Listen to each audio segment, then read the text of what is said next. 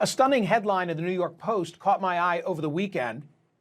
Quote, son's brutal obit of his plus-sized redneck mother goes viral.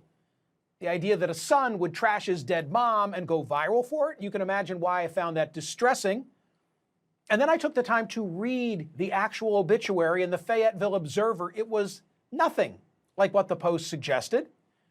Here was an obituary that truly paid homage to a larger-than-life woman, a force, who was unapologetically herself, flaws and all. Here's a piece of what her son Andy wrote. Quote, because she was my mother, the death of Zaftig good time gal Renee Corin at the impossible old age of 84 is newsworthy to me, and I treat it with the same respect and reverence she had for, well, nothing.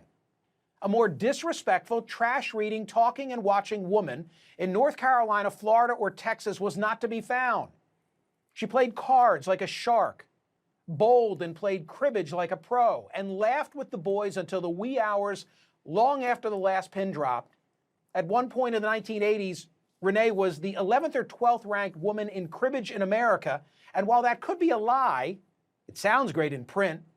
She also told me that she came up with the name for Sunoco, and I choose to believe this too. Yes, Renee lied a lot. She left me nothing but these lousy memories, which I and my family of 5 brothers and my sister-in-laws, nephews, friends, nieces, neighbors, ex-boyfriends, Larry King's children, who I guess I might be one of, the total strangers who all, to a person, loved and will cherish her forever. Andy Corin joins me now. Andy, I love it. And my hunch is she'd have loved it. Am I right?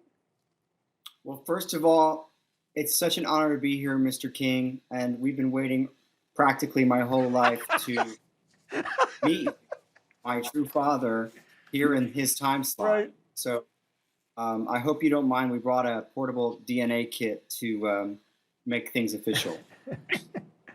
Yeah, I don't even have the suspenders. Hey, I may as well go there first. Vaughn, put up the second of the passages that I want to read aloud. So you said this, COVID couldn't kill Renee.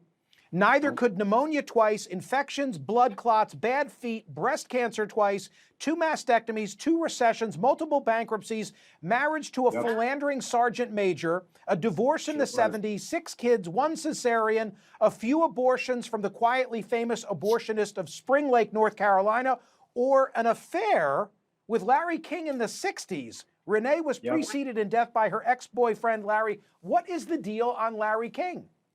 Listen, I'm here to find out. We've got time. This is your hour. Let's get to the bottom of this. There are actually receipts in my family, which is a sprawling family. 5 boys and a girl, and my mom ran around a lot in Miami in the early '60s, late '50s and early '60s, and she ran around with the bad boys. And guess what Larry King was? He was kind of a dirtbag. I think everybody knows his early days were not golden years. Okay, in a good way. In a good way, if there is such a thing.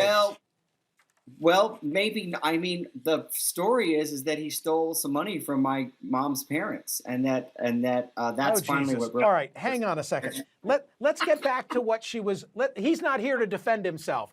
I know. Let's get back to what she was great at. Here's what your mom was great at.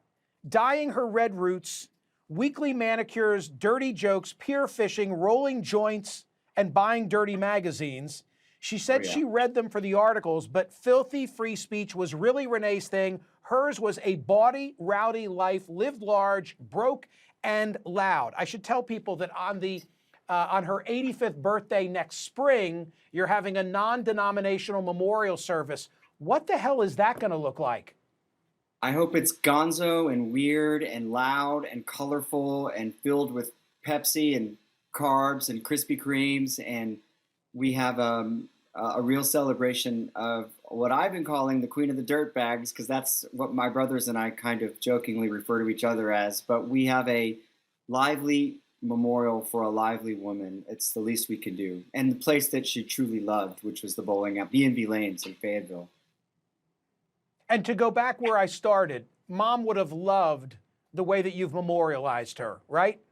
Oh my gosh. I mean, look, she was an atheist, so she doesn't believe in an afterlife. So I can't, comfort myself thinking of my mommy in some magical place, thinking about and laughing about what's happening. But I can tell you that over the years of writing about her in various places, storytelling, plays, etc., she always took tremendous pride in being a source of inspiration for me, as any Jewish mother really would be.